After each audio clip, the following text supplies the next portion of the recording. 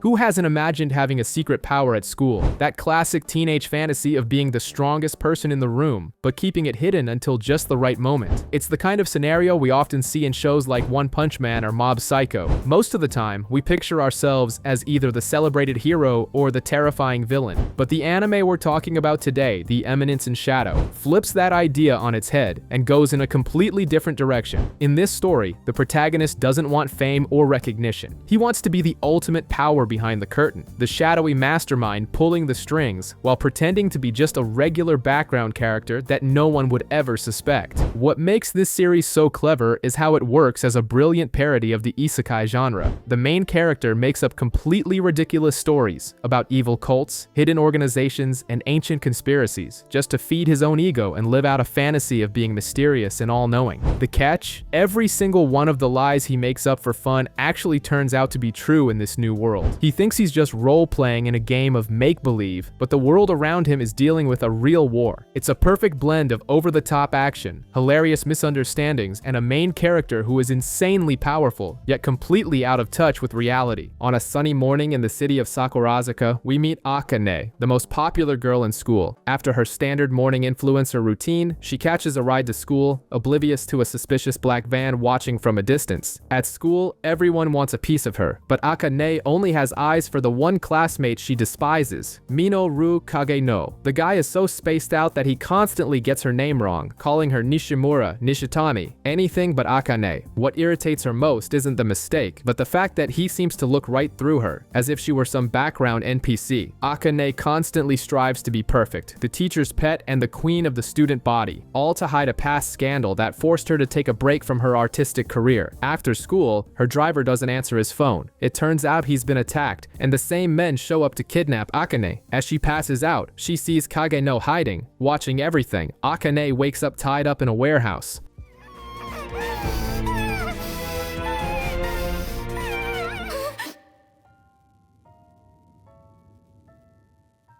The kidnappers reveal they just want ransom money, but one of them, a little too forward, starts hitting on her. Before anything can happen, Kageno drops from the ceiling, introducing himself as a stylish bandit slayer. The masked lunatic disarms a guy with a pistol using a shard of glass, and then starts throwing hands. The other kidnapper, more experienced, realizes Kageno is no amateur and recognizes him as the Balaclava Berserker, an urban legend who hunts bikers with crowbars. Kageno wins the fight, frees Akane, and vanishes. The next day, Akane finds Kageno at school. He finally gets her name right. She looks into his eyes and for the first time, feels like he's truly seeing her. She suspects he also lives behind a mask, but she'll never confirm it. Minoru Kageno is killed after being hit by a truck. Then we learn the truth. Kageno had always dreamed of being an Eminence in Shadow, a puppet master. He trained to the peak of human limits, but knew he could never stop a nuclear bomb. After being hit by the truck, he is reincarnated into a fantasy world with magic. Now, with new powers, he can finally achieve his dream of being the power behind it all.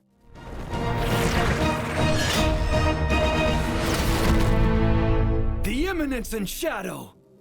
At sunset in the lands of the Kageno barony, an elf named Alpha reports to her master that everything he said about the cult of Diablos was true. The master, none other than our reincarnated protagonist, now named Sid Kageno, encourages her with a speech about hunting the shadows from within the shadows. We flash back in time. After the truck accident, Minoru was reborn as Sid. He quickly figured out he was in a world with magic, and, just as in his past life, decided to act like a background character, a total mob. His older sister Claire was the family prodigy, but at night Sid would go out to hunt bandits and take their loot. On one of these nights, he finds a rotting creature in a cage. It was a body possessed by magical overload. Sid takes the creature to an abandoned village and after a month of experiments manages to cure her, revealing a beautiful elven girl.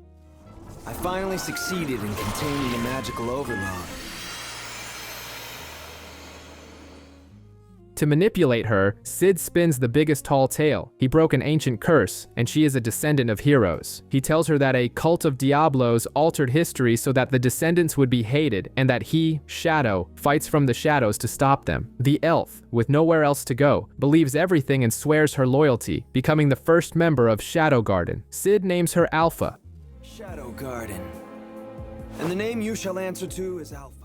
3 years pass. Shadow Garden has grown, with Alpha recruiting more people who take Sid's made-up story seriously. One day, his sister Claire is kidnapped. Sid, who thinks it's just common bandits, calls Beta, another member, and pretends to be a genius by discovering the hideout by randomly throwing a knife at a map. At the hideout, Viscount Grease, the kidnapper, is ambushed by the 7 Shadows, who destroy his men. Alpha confronts Grease, who flees through a secret tunnel, but fate has a sense of irony. Shadow, who was completely lost in the tunnels, runs right into Grease. The Viscount attacks, but is easily defeated. Shadow is impressed by the bandit's strength. The next day, Claire returns home safe and sound, but then comes the bombshell. Alpha tells Sid that Shadow Garden needs to split up to fight the cult on a global scale, leaving him in shock, thinking his little Shadow Broker game is over. Sid interprets this as an, "We've grown up, thanks for the game, but now we're moving on with our lives," and gets a little bummed out that his role-playing is over. At 15, he enrolls in the same academy as his sister, determined to continue his life as a mob character. His new friends are Skel and Poe, 2 other unimportant nobles. Since Sid got the worst score in the class, his punishment is to confess his love to the school's most sought-after girl, Princess Alexia Midgar, and obviously get shot down. Sid, thrilled at the opportunity to live out a cliché background character scene, approaches Alexia. To his utter shock, she accepts, saying she was waiting for someone just like him. Soon, Sid figures out the truth. Alexia is using him to get out of an arranged engagement with Xenon, the royal fencing instructor. She needed a fake, disposable boyfriend, and a perfect nobody like Sid was ideal. Alexia blackmails him into continuing the act, and Sid instantly agrees when she tosses him a gold coin. After all, his allowance wasn't enough to fund his secret operations. In public, Alexia is a princess, but alone with Sid, she can't stop bad-mouthing Xenon. During a training session, she remarks that Sid's swordsmanship is ordinary, just like hers, as she lives in the shadow of her more talented sister. In an unexpected moment, Sid says he likes her swordsmanship, explaining that even things the world deems worthless can be precious. Alexia is moved by his words and shortly after ends their fake relationship. I kinda like your fencing style. Then goodbye, Sid.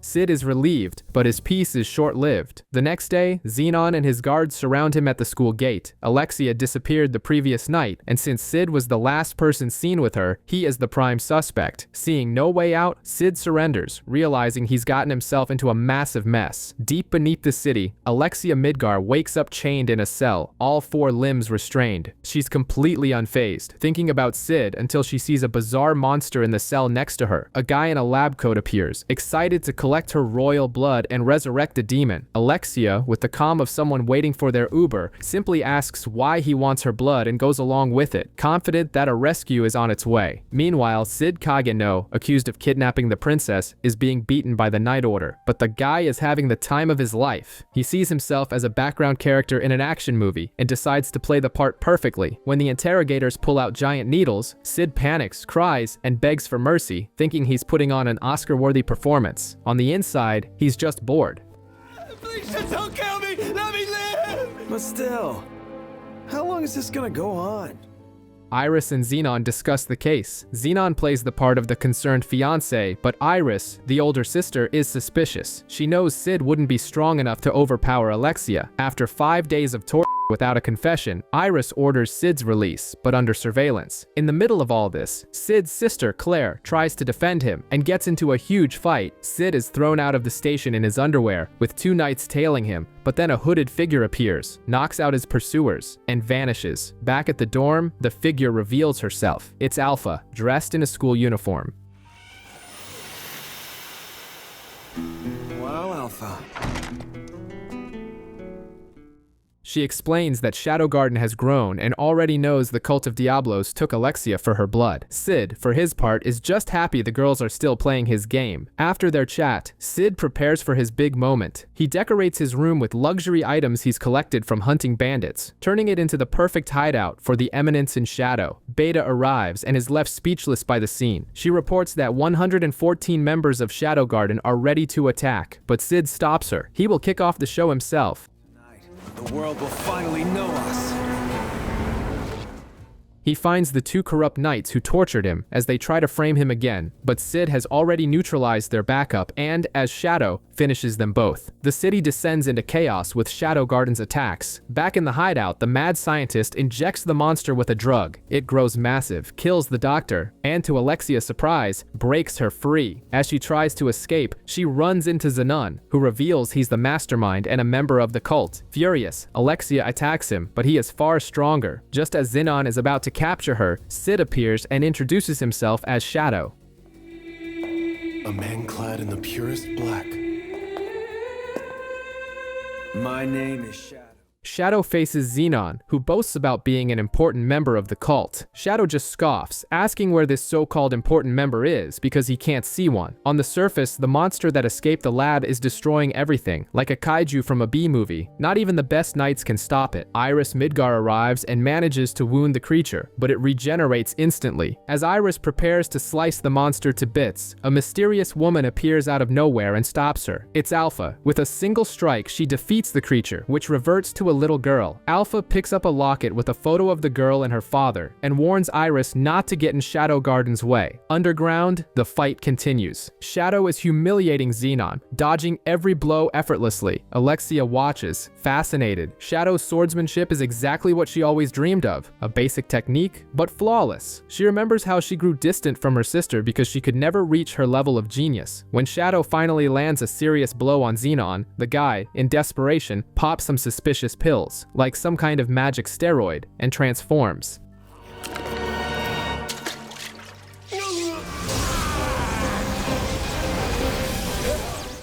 He boasts about his new power, but Shadow is unimpressed. He calls Zenon's power crude and defeats him using only hand-to-hand combat. Then, Shadow delivers his epic line. To withstand a nuclear explosion, he needed to become the nuclear bomb itself. With the words, "I am atomic," Shadow unleashes an insane amount of energy that vaporizes Zenon and obliterates a huge chunk of the capital, leaving a massive crater. Atomic.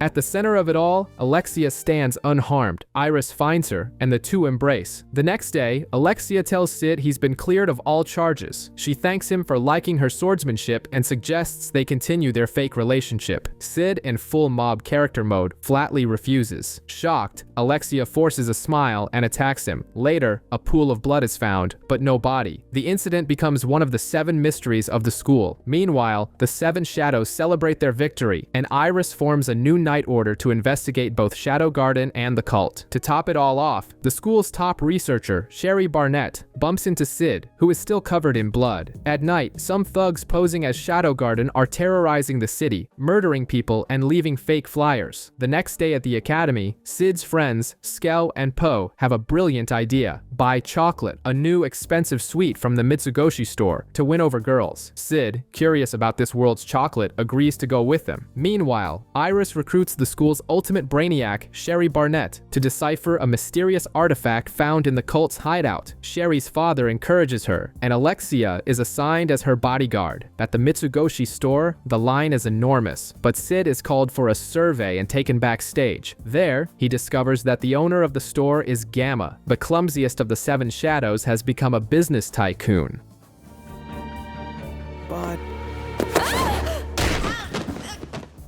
recreating products from Sid's old world based on the shadow wisdom he made up. She shows Sid that Shadow Garden has a budget of 1 billion zeni, and he secretly freaks out with envy. Gamma mentions the imposters, and Sid, pretending to know everything, says he will investigate alone. He gets some chocolates as a gift, and with a straight face, pockets a gold coin before leaving. On the way back, Sid hears a fight, ditches his friends with the classic "I need to use the bathroom" excuse, and goes to check it out. He finds Alexia fighting 3 of the imposters. Just as she's about to be defeated, Shadow appears to save the day and make a point. No one messes with his name. He defeats 2 and leaves the last one for Nu, one of Shadow Garden's new recruits, to brutally interrogate. Later, Alexia tells Iris that Shadow isn't the villain, but Iris remains suspicious of everyone. The next day, Sid's friend's Operation Conquest is a total comedic failure. Skell gets rejected and Poe is accused of being a stalker. Tired of the nonsense, Sid decides to get rid of his chocolate and gives it to the first girl he sees, Sherry. The girl is left flustered and embarrassed. Later, her father sees her with the gift and teases embraces her, saying it was love at first sight and that she needs to learn to balance her studies with a social life, mentioning how proud her late mother would be. The next day, we see Sherry so anxious she can barely focus on her research with the artifacts. The reason? She received a box of chocolates from a secret admirer and is starting to fall for him, remembering what her father said about love at first sight. Meanwhile, Nu, disguised as a student, meets Sid to give him a report. The goon they captured was so heavily brainwashed that his mind is gone, like a wiped hard drive. The only clue is that the imposter's cloaks came from the black market, but Sid couldn't care less. He's more worried that his friends, Skell and Poe, signed him up for the school's fighting tournament without his permission. His revenge? A punch to the gut for each of them. Nu continues, explaining that the cult's goal is to lure out the real Shadow Garden and that a big shot, a named called Rex, is in the capital. Hearing the word named, Sid has an epiphany. He realizes the tournament is the perfect stage for his background character performance. He dismisses Nu, who, as always, thinks he's had a brilliant idea and dubs it Shadow Wisdom. The day of the tournament arrives. In the first match, Sid faces none other than the student council president, Rose Oriana, the academy's best swordswoman. He recognizes her as a maimed character and decides this is his chance to shine, or rather to get beaten up in style. He uses his secret mob technique, spinning drill drop, bloody tornado, and spits fake blood with every hit. He wants to show off all 48 of his techniques, but the referee, concerned about his blood loss, stops the fight. Rose, impressed by his determination, vows to remember his name.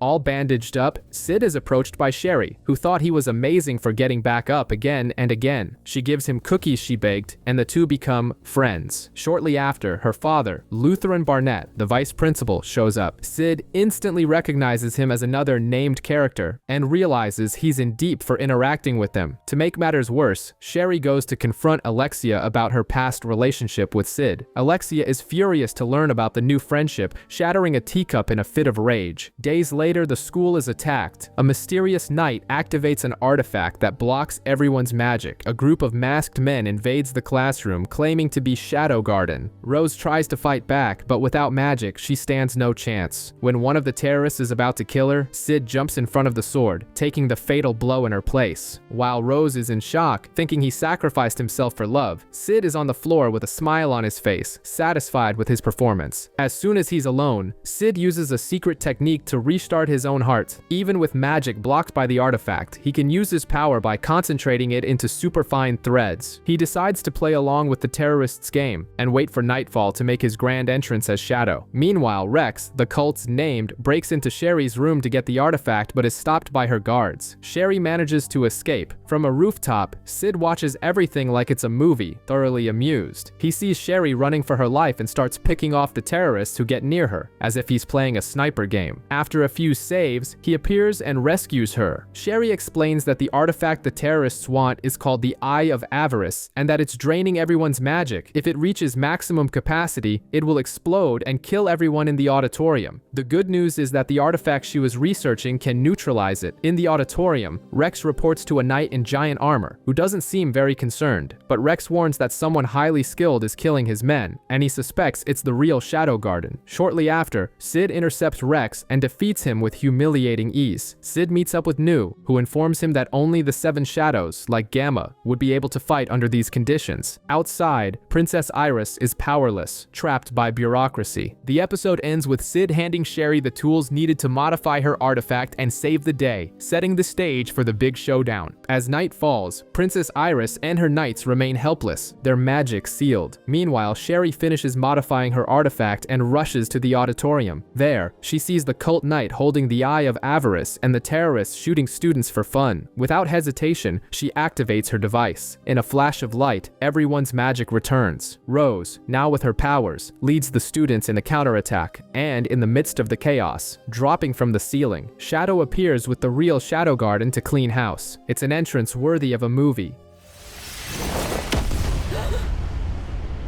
So now what, my beautiful sword wielder? Rose orders the students to flee while the fight rages on. Shadow notices the cult knight escaping through a secret door, and, to make things worse, the guy triggers the school's gas system, causing explosions everywhere. Outside, Iris is met with total confusion. Rose tells her that Shadow Garden saved everyone from Shadow Garden. No one has a clue what's going on. Amidst the flames, Sid corners the cult knight in the vice principal's office. The knight removes his helmet and, it's Lutheran, Sherry's adoptive father. Lutheran reveals his evil plan. He was a famous swordsman who fell ill. To cure himself, he funded the research of Sherry's mother. When she created the artifact, he killed her to steal it and used Sherry herself to continue the research. Sid, with chilling calmness, listens to the whole story. They fight, and Lutheran, with a swift blow, throws Sid out the window. But a second later, Shadow appears in his place. Lutheran merges with the artifact, becoming a monster of power. But he's no match for Shadow, who defeats him easily. And the revenge is poetic. Shadow kills him in the exact same way he described killing Sherry's mother. In the final moment, Sherry arrives and sees Shadow standing over her father's body. Shadow leaves, thinking it's better for her not to know the truth. In the end, Shadow is declared an enemy of the kingdom. The academy goes on an early vacation. Sherry tells Sid she's going to study abroad to become stronger. She has a goal, but says it's a secret. As she walks away, Sherry vows revenge, unaware that the man who helped her is the same one she now hunts.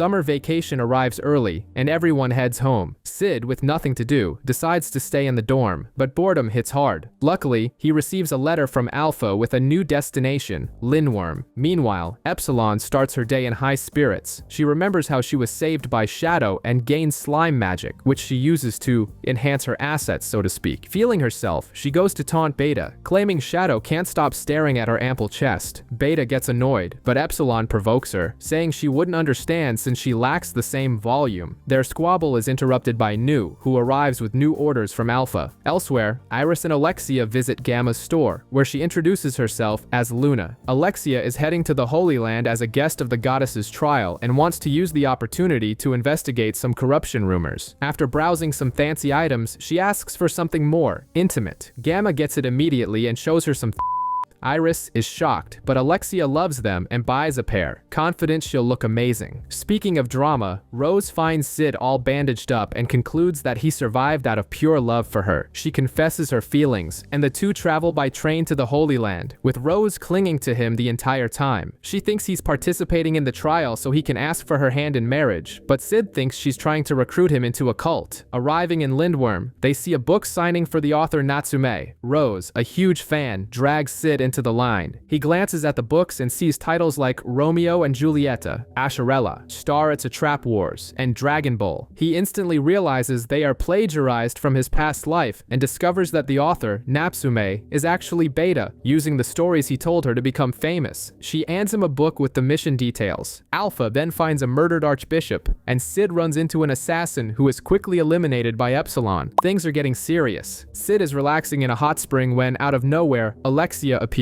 After the initial shock, she apologizes for cutting him with her sword and explains she's in Lindworm as a guest for the goddess's trial, an event where ancient warriors are summoned to fight modern challengers. She's actually there to investigate the archbishop, who everyone now knows was murdered. Alexia gets annoyed that Sid isn't even looking at her. He explains that he does it to make people more comfortable, but then drops a gem about his Excalibur, which she had called a worm. He stands up, does a trick with his towel, and leaves, leaving Alexia utterly confused and trying to mimic the move.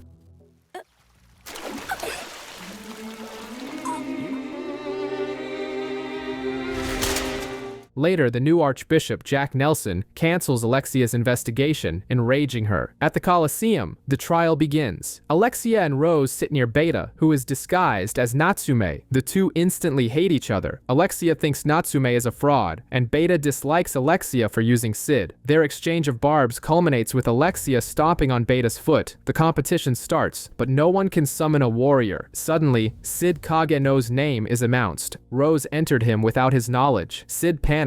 If he fights, he might reveal his powers. If he doesn't, he could be expelled. He then chooses option 3, create a distraction with a light in the sky and jump into the arena as Shadow. With his magic, he forces a door to the sanctuary to appear, and from it emerges a mysterious woman, Aurora, the Witch of Calamity. What is that? It can't be. Shadow? An ancient warrior is answering his call.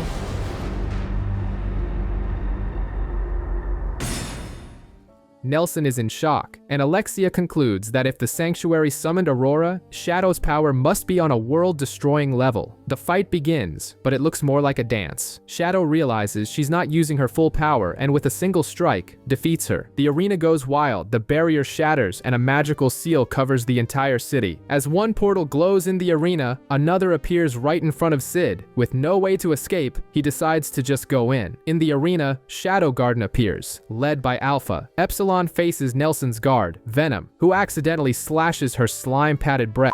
Furious, she defeats him at an absurd speed. Epsilon then kidnaps Nelson, while Beta is taken as a hostage. Seeing the portal closing, Alexia and Rose jump through. Inside the sanctuary, Alpha explains that the legend of the hero Olivier is a sham. Olivier was an elven woman, identical to her. Nelson panics, revealing he knows about the possessed. Alpha then activates a portal to Olivier's memories. Elsewhere, Sid finds Aurora in a blank white space. To get out, they need to destroy the sanctuary's magical core, and the two team up. Alpha's group watches the memories, a laboratory where children, including Olivier, were given cells from the demon Diablos. The cult used Olivier to extract more cells and create red pills that grant power. The real goal, however, was something else: to create the Tears of Diablos, which grant immortality. Alpha reveals that the man in the memory is Nelson himself, just younger and with hair. The tears have two flaws. They must be taken annually, and production is limited to 12 a year, one for each member of the cult's leadership, the Knights of Rounds. Alpha exposes Nelson as the 11th member. He prepares to fight, but Delta stabs him from behind. Alpha warns her to always confirm the kill, and for good reason. Nelson rises from the water, transformed into a monster, and traps the group in an empty space to fight his clones. The real hunt is about to begin. Trapped in a white room, Delta slices through Nelson's clones like it's nothing, but she soon realizes something is wrong. Nelson explains that the closer they get to the sanctuary's core, the more of their power is drained. Alpha, who's no fool, realizes the opposite is true for Nelson. He's getting stronger. He wanted to reach the core, but is content with having enough power to finish them right there. But Delta is loving this game. After all, it's a feast of prey for her to hunt.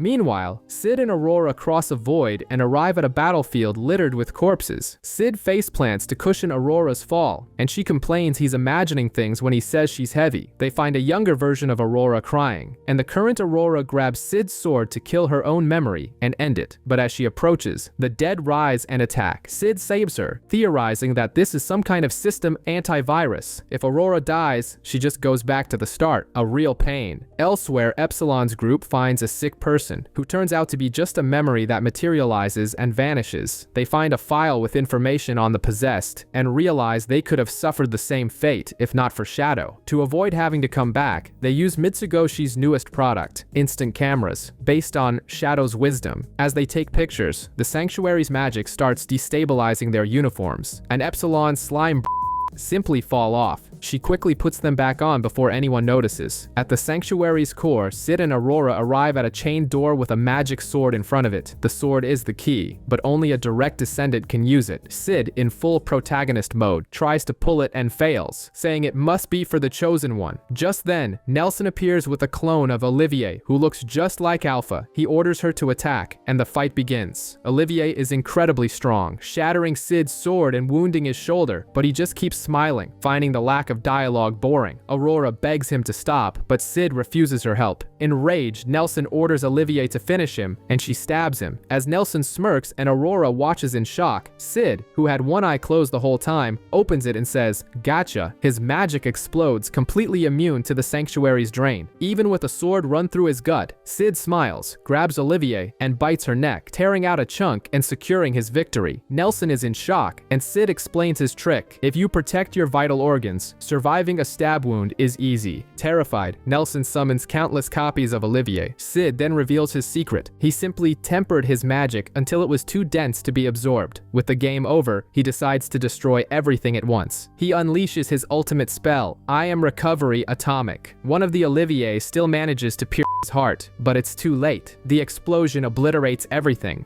Atomic.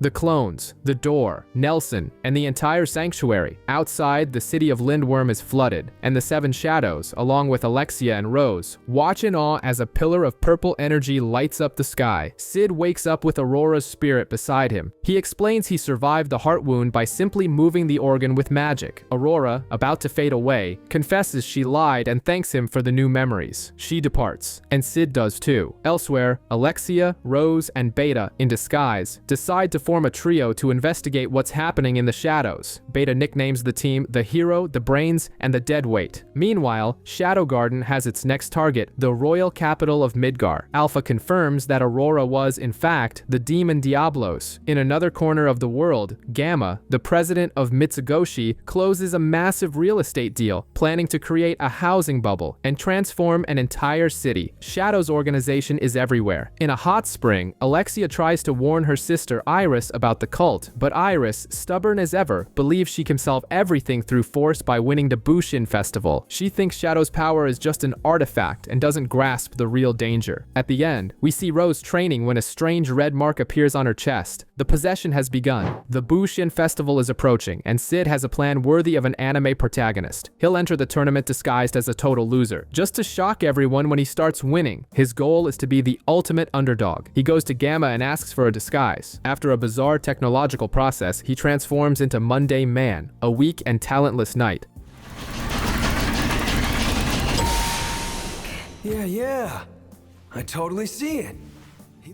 With his new look, slumped posture, and pathetic voice, he walks around the city, and the disguise works perfectly. Anne Rose, a famous warrior, advises him to give up. A brute named Quentin taunts him, and Sid, staying in character, takes a beating on purpose just to reinforce his weak image. On the day of the preliminaries, he's set to fight a guy named Gonzalez. A fight analyst in the crowd, Goldie, calculates Mundane's power level, a measly 33. The fight begins, and in the blink of an eye, Gonzalez is on the ground, knocked out. No one understands what happened. They thought he tripped. Only Anne Rose noticed that Mundane landed 2 swift punches to his chin. Goldie, to save face, pretends he knew the outcome all along. Now, Mundane's next fight will be against Goldie himself. Later, Sid meets Rose, who is extremely tense. She's about to meet her fiancé, a god with the ridiculous name of Perv. She vents about how she was inspired to become a knight by a boy who saved her in her childhood. Sid himself, of course. He encourages her and gives her a sandwich from McDonald's. The next morning, the bombshell drops. The newspaper headline reads that Rose stabbed her fiancé and fled. Seeing her photo, Sid is shocked and wonders, why would she do that? While Alexia and Natsume, who we all know as Beta, analyze Rose's situation, they discover the princess fled to the northern part of the royal capital. The Oriana Kingdom wants to handle the matter internally and has asked Midgar not to interfere, which makes them suspicious. With Perv being a duke's son, Rose is in deep trouble. Alexia, hot-headed as always, wants to find Rose to hear her side of the story, but Beta, playing dumb, suggests they think things through. Alexia doesn't buy it, gets pissed, and confronts Beta, accusing her of putting on an act. To calm the princess down and keep her from doing anything reckless, Beta comes up with a plan. She'll give Alexia a mountain of information on Perv, keeping her busy and out of harm's way. Meanwhile, Shadow Garden continues to monitor Rose, who has hidden in some underground tunnels. The report states that her actions seem like those of someone who is possessed. On the other side of the city, Sid is in the tournament audience, reading about Rose stabbing her fiancé and thinking it's awesome. He runs into the goddess of war, Beatrix, who smells the scent of elves on him and asks if he knows her niece. Sid immediately thinks of Alpha but denies it. To test him, Beatrix draws her sword as if to cut off his head, but he, in full background character mode, plays dumb and pretends he almost died of fright.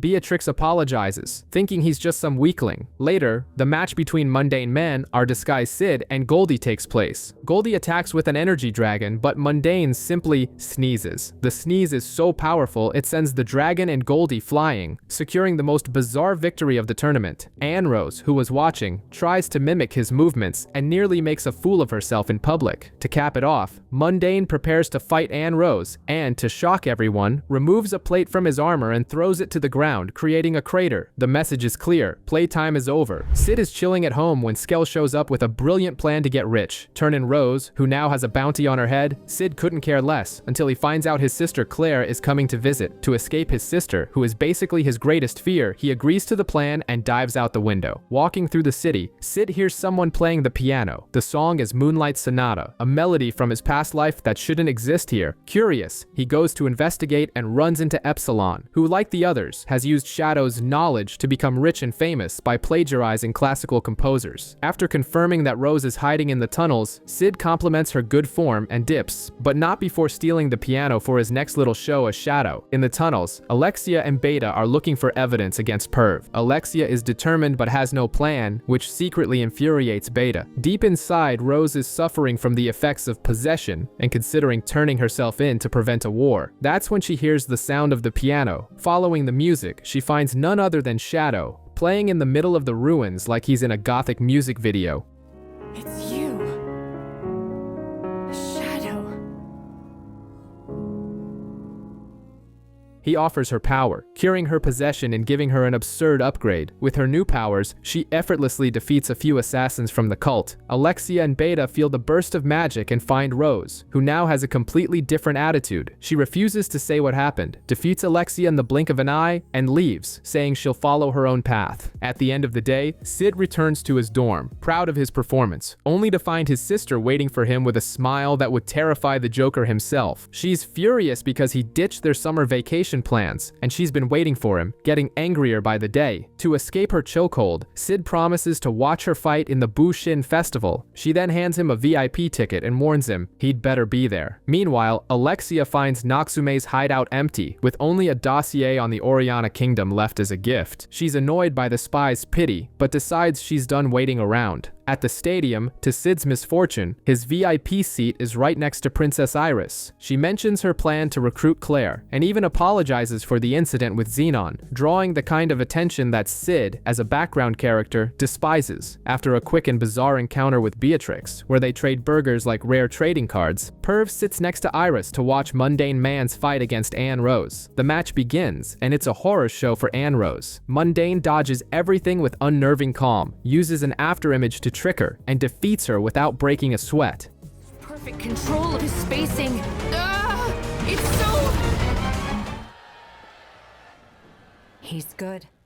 Iris is shocked by the guy's strength, but is confident that if that's all he's got, she can still win. Perv, ever paranoid, orders an investigation into Mundane. Later, Anne Rose finds Mundane and thanks him for the lesson. He admits it was the first time he had to remove his restraints, a compliment that leaves her impressed. Meanwhile, Skell is dragged away by security guards over gambling debts. The festival continues, and Iris simply pulverizes her opponent in a display of brute force. Sid, for his part, heads home thrilled with his mysterious protagonist act, only to run into Claire again, who asks if he had as much fun as she did in her match. His face says it all. He is so screwed. Meanwhile, Iris Midgar is training for a fight, lost in thought. Since she was a child, she was a prodigy, beating everyone and even winning the Bushin Festival. But she started to feel limited, like a level 100 character stuck in a starter zone. To make matters worse, Alpha talked down to her, and she was powerless during the terrorist attack at the academy. Her father didn't help either, denying her access to the Holy Archives, and telling her she was risking the kingdom just to prove a point. Through gritted teeth, Iris swears to herself that she will get results. Cut to the Bushin Festival, where Sid is living his best life in the VIP area, with maids bringing him anything he wants for free. Iris sits next to him, and they start talking about coffee. She doesn't like the bitterness, so Sid, like a true barista, teaches her the magic of adding milk and sugar. She tries it and loves it. While Sid is thinking about how this scene would go viral online, a commotion starts. It's Beatrix, the goddess of war, whom Iris had invited. The crowd goes wild at her presence, and she uses the opportunity to ask if anyone has seen her niece. The weirdest part? When asked who caught her eye, Beatrix points at Sid. Everyone is like, what? Since he's just the normal brother of the prodigy Claire. Meanwhile, the villain Perv is drugging King Oriana. His plan is simple. Either Rose shows up to save her father and becomes his test subject, or he uses the king to kill the king of Midgar and start a war. He's also worked up about Mundane Man, whom he couldn't investigate. In the VIP VIP area, Beatrix blurts out that Perv and the king stink, and Perv nearly has a heart attack when he realizes who she is. The fight between Iris and Mundane Man begins. She doesn't sense any power coming from him, but knows he's dangerous, and she was right. The moment the fight starts, she has a vision of her own head being cut off and instinctively recoils. Then, she feels her leg being torn. It's all psychological. She realizes the entire arena is his range. The final shock. He's not even holding his sword. It was all an illusion. She charges, but he dodges, grabs her by the neck, and slams her to the ground. Total humiliation.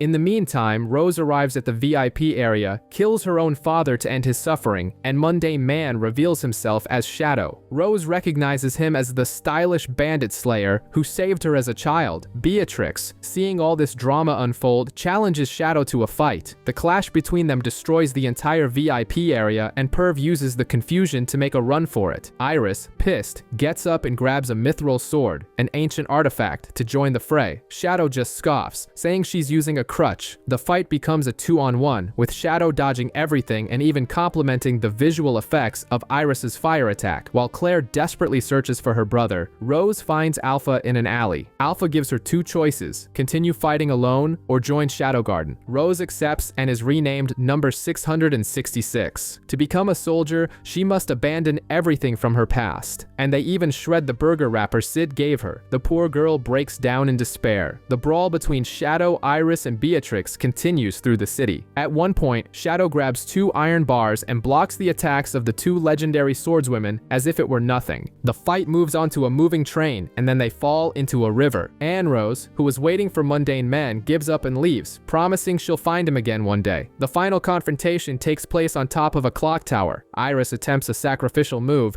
but Shadow sees it coming. He knees her in the jaw, dodges Beatrix's attack, grabs her, and suplexes her on top of Iris. Then, he stomps on them both with enough force to shatter the floor. Absolute domination. Iris, completely broken, says he has nowhere to run, that the entire kingdom is against him. Shadow starts laughing hysterically and asks, "Who's running?" He expands his magic across the entire capital, floats into the air, and says that playtime is over. Playtime is now over. He begins to chant, "I am atomic," but at the last second, he just dispels the rain clouds, leaving a clear sky, a cosmic level troll.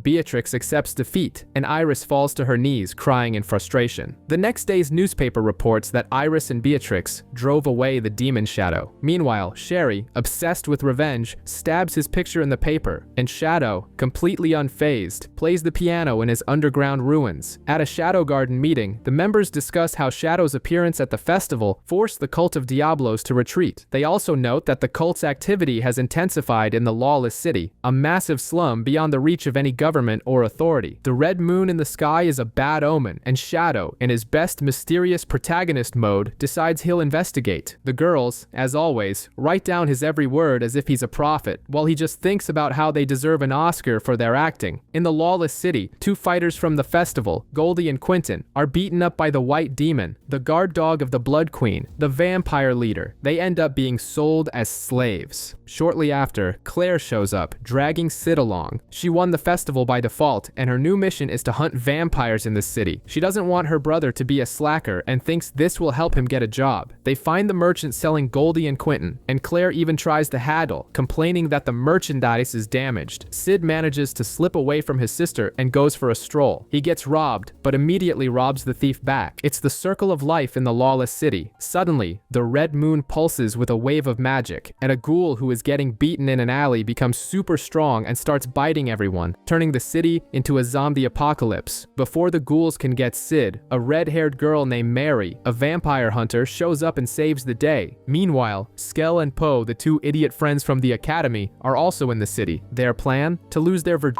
in the famous red light district. Terrible timing. Shadow appears to save a prostitute named Marie, repeating Mary's lines to sound cool, and the woman is so inspired that she decides to change her life. Claire, desperate, finds a body and thinks it's Sid, but Mary appears and says it's not him. According to her, a boy matching Sid's description was seen either smiling at the chaos or being kidnapped by vampires for a sacrifice. Ignoring the first option, Claire teams up with Mary to invade the Crimson Tower and save her brother. At the top of the tower, the villains are aware that two other powerful figures, Juggernaut and Yukime, are resisting the ghoul attack. Speaking of whom, the two are facing off after clearing an area until a figure in black appears between them. They stop their fight and ask for his name. The lawless city is the stage for the White Demon, a serial killer who killed for sport. After getting his ass kicked by Crimson, he became a guard dog for the Crimson Tower. The trouble starts when the red moon rises, turning the city's ghouls into monsters and causing absolute chaos. The White Demon sees this as the perfect chance to get back in business, but he's trapped by a magical barrier. As he waits for some poor victim to wander by, three sinister figures appear. Juggernaut, the tyrant of the Black Tower, Yukime, the spirit fox of the White Tower, and the mysterious man all in black. Juggernaut, having no patience for formalities, smashes the gate with his giant weapon. The White Demon, thinking he's clever, decides to attack the man in black, assuming he's the weakest of the three. Bad idea. In the blink of an eye, his body is split in half. He only has time to think, I messed with the wrong guy. Meanwhile, Claire and Mary ascend the tower, fighting off vampires. Mary knows everything about them, which makes Claire suspicious. When Juggernaut shows up and attacks them both, things get ugly. Claire takes a punch to the mouth, and Mary gets a deep cut across her stomach. Seeing Mary on the verge of death, Claire tries to heal her, but the wound is too severe. In an act of desperation, Mary drinks the blood from Claire's mouth, awakening her own dormant vampire powers. Let me suck your blood. I must.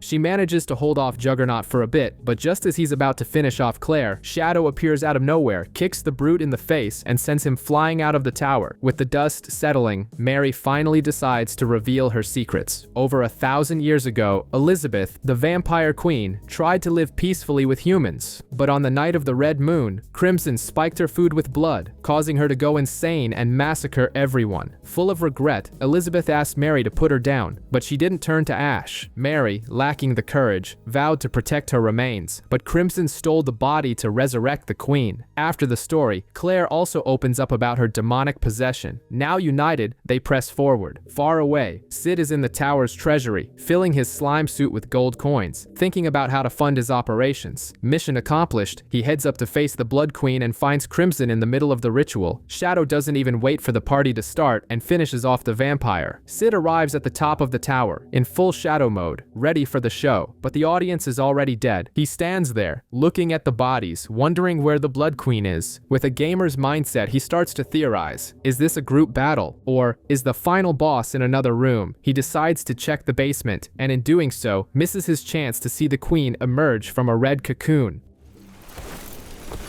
If there's nothing there, I'll pick up the rest. Shortly after, Claire and Mary arrive. Before they can do anything, a red tentacle pierces through Claire's chest. The Blood Queen has awakened and chosen the girl as her first snack, but salvation comes in the form of 4 Shadow Garden girls. Beta be the queen, but the body regenerates. This is going to be a tough fight. Juggernaut even tries to help, but only succeeds in making a new hole in the wall. The queen unleashes an area of effect attack that injures everyone. To make matters worse, everyone's possession symptoms begin to regress, especially Claire's. Claire wakes up in a strange place wearing a gym uniform and meets a purple-haired girl named Aurora. She explains that he cured Claire's possession, but now the situation is unstable. The blood of a progenitor vampire and a possessed have mixed inside her. Aurora offers to help her control this new power and leaves a mark on Claire's hand, saying she's doing it for Shadow. Reality shatters, and they return to the tower. Now, Aurora is in control of Claire's body, and she's loving the freedom. The fight against the Blood Queen becomes insane, with blood projectiles flying everywhere. Aurora manages to hold her own, until Shadow makes his triumphant return, glittering with the gold coins he pocketed. He starts the battle defensively, protecting everyone. Beta, watching, is completely smitten. The Queen, for the first time, smiles and asks his name. Ignoring Mary's protests, Shadow prepares his final blow and yells, Recovery atomic.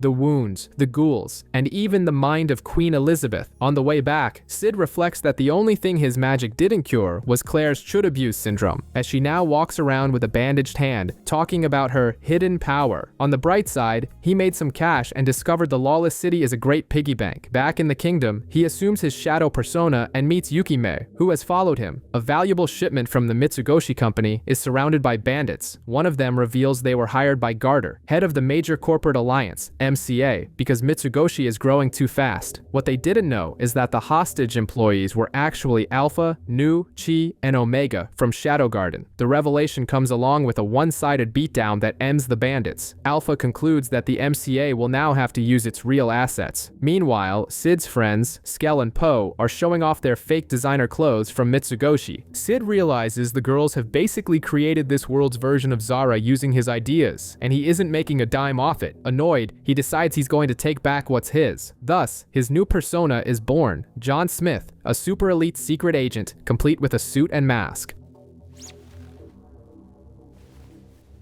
The world will know my name!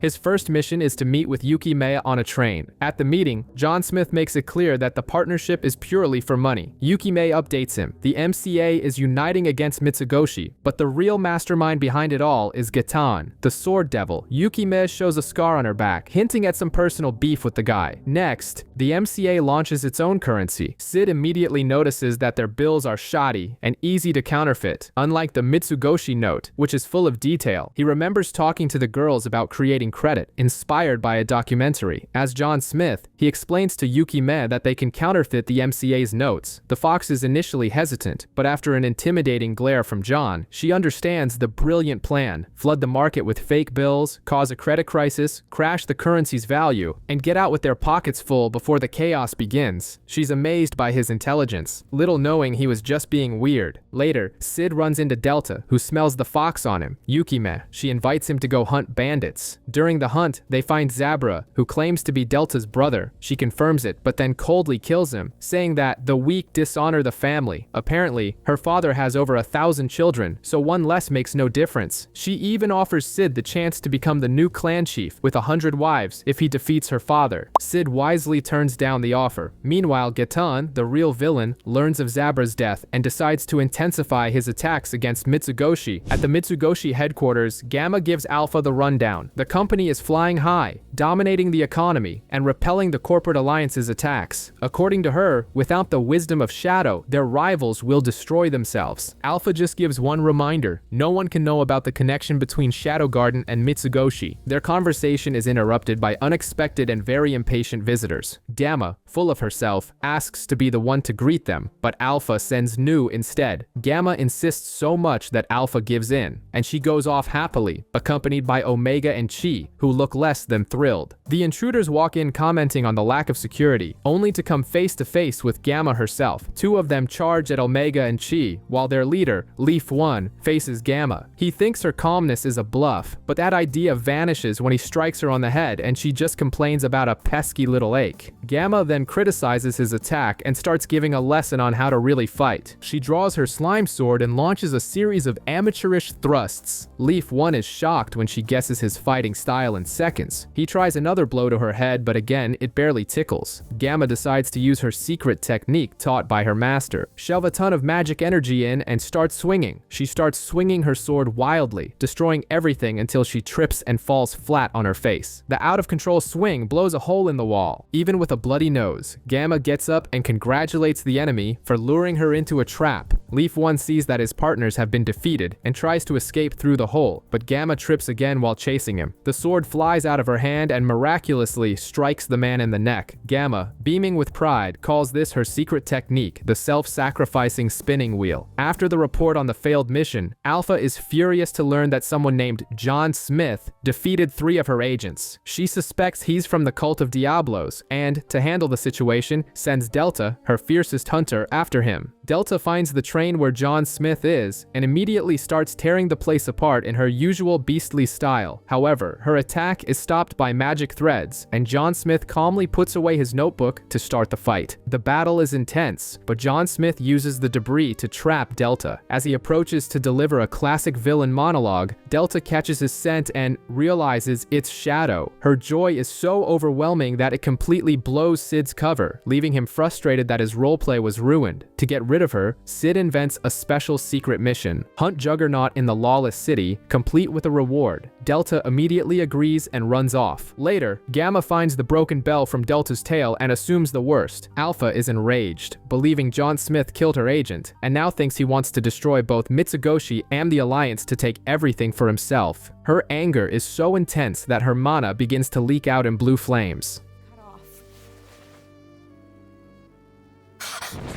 John Smith. Elsewhere, John Smith is on a train that plows straight through an Alliance blockade, destroying everything. On top of the car, he comes face to face with Alpha. The fight begins, and Alpha quickly realizes from his skill that John Smith is Shadow. Heartbroken, she demands an explanation. He says he has abandoned his name and that he sent Delta far away. Alpha is completely confused and feels betrayed and useless. She tries to fight back, using her new mist form, but Sid points out all the technique's weaknesses and defeats her with a single strike.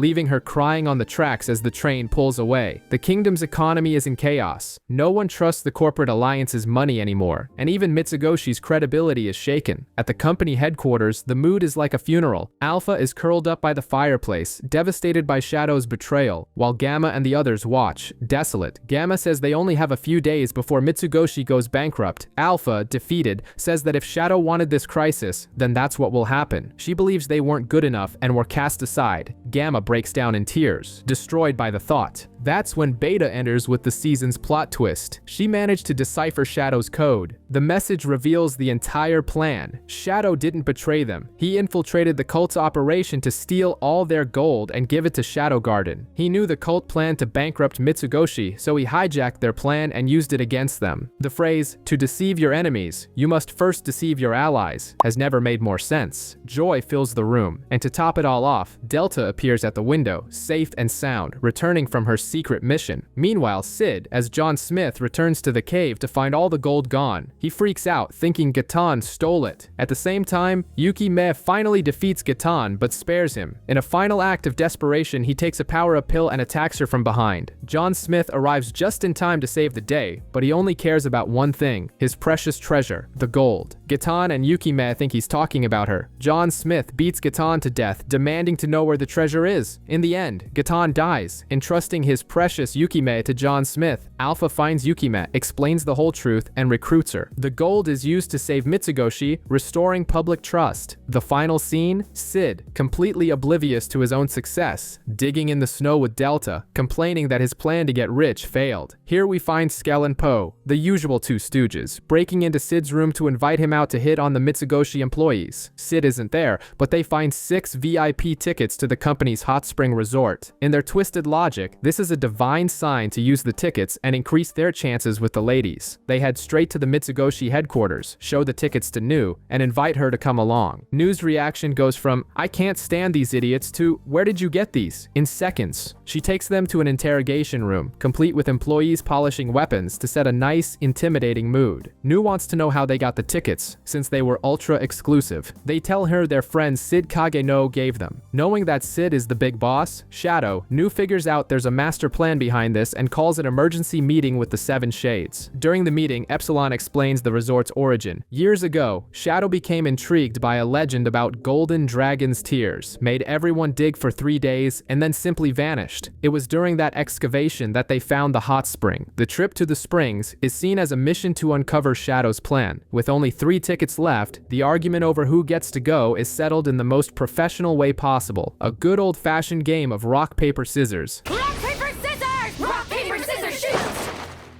Beta, Zeta, and Delta are the winners. At the resort, they find Skell and Poe. But where's Sid? Gone. While the two morons try to follow a dating self-help book to win over the girls, the Shades try to decipher the mission. Zeta tells the legend of the dragon and the princess, and they realize the tears are the key. The solution? Make Beta, the elven princess, cry into the water. Epsilon, never one to miss a joke, teases Beta until she breaks down in tears. And what do you know? It works. The water reacts and summons a giant dragon. The Shades, now in makeshift white uniforms, jump into battle. After Alpha defeats the beast, golden magic rains down from the sky, blessing the water with healing and beauty powers. Alpha concludes that Shadow's plan was to free the dragon's soul. Meanwhile, Gamma, always thinking about business, turns the event into a marketing opportunity, selling limited edition products. Skell and Poe leave with no memory of what happened, but convinced they're on the right path to becoming men. Sid is in the Oriana Kingdom, having an existential crisis about his eminence in Shadow persona. He's in a tavern talking to the owner, Marie, while Rose, now known as Agent 666, is in another corner, tormented by flashbacks of killing her own father. She joins Agents 664 and 665 for a mission led by 569, a true Shadow fanatic who already gives Rose the side-eye. The mission is to spy on the cult of Diablos who are using Rose's mother, Queen Reina, to activate a magic ring. Upon seeing this, 559 doesn't hesitate and attacks, but Rose defends her mother, and 559 immediately declares her a traitor. Execution time. What's going on? Why my mother? Meanwhile, Sid comes up with his next brilliant plan. He's going to help Rose become a tyrannical, evil queen, just so he can show up later as the great hero who defeats her. It's 5D chess from a madman. He tries to act like a random background character, but ends up getting beaten up by corrupt soldiers. Enraged, he activates his lawless city mode, massacres the soldiers, and leaves the stolen gold as a gift for Marie, who thanks Shadow for always looking out for her. The conflict continues for days. 559 single-handedly annihilates most of the cult's forces, but is eventually defeated. Just as the enemy leader Kuodoi is about to finish her off, who should appear? Shadow himself, in a moment worthy of a superhero movie. He heals 559, who enters a state of pure ecstasy. With her strength renewed, she finishes off the last enemy. Immediately after, she kneels and reports Rose's betrayal. Shadow barely pays attention until a newspaper falls into his hands with the headline, "Princess Rose announces marriage to Duke Perv. His tyrant queen plan is at risk." Furious, he explodes with power and flies off, screaming that he's going after her. The script always comes first. Huh? Why? Rose, why did you kill your father?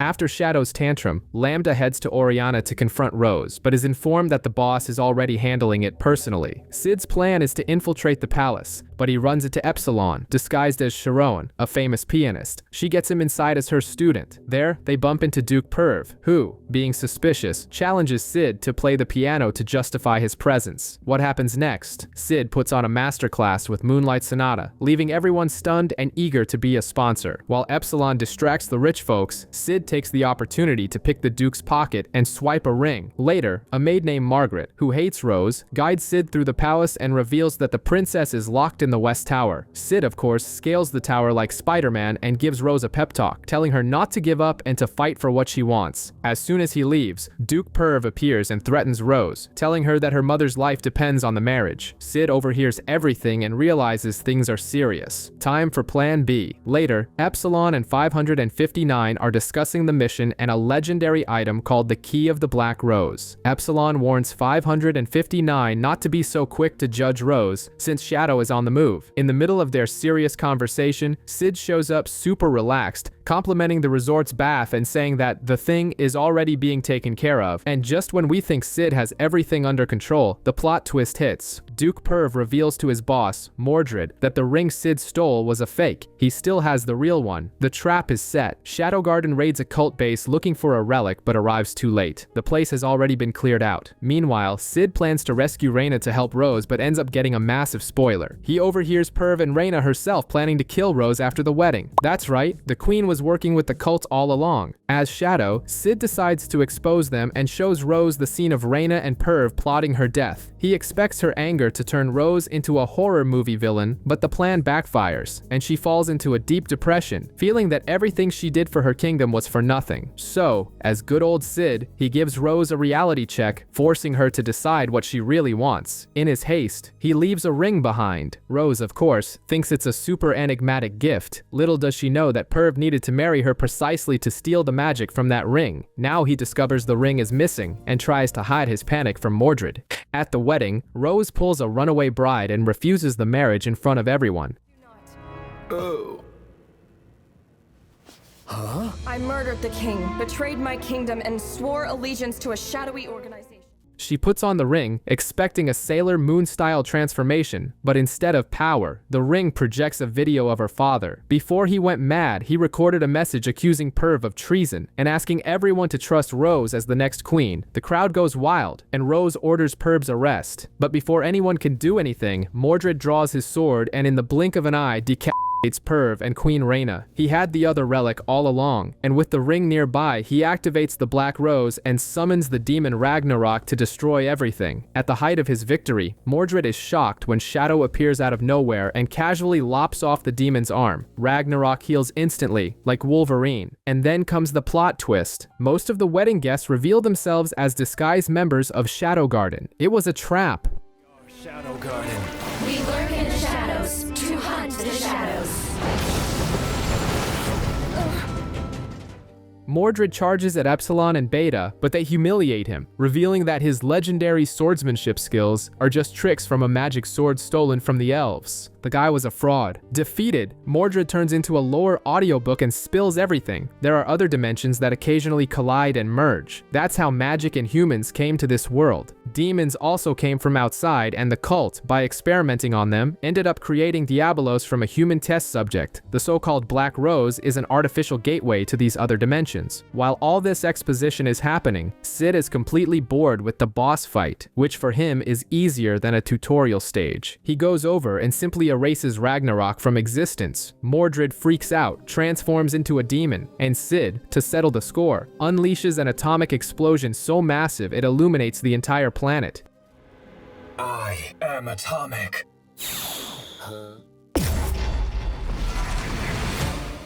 The problem is, the blast was so powerful that it caused the Black Rose portal to collapse, sucking Sid inside like a cosmic vacuum cleaner. Shadow Garden just stands there, completely baffled. Sid lands in Japan, which now looks like a post-apocalyptic Mad Max-style wasteland infested with demons. There, we reunite with Akinme, who, ever since being saved by Sid, has become a knight known as the Savior. She gets kidnapped by some cybernetic thugs, and when all seems lost, guess who shows up to save her again? The man himself. My name is Shadow. He who lurks in the shadow.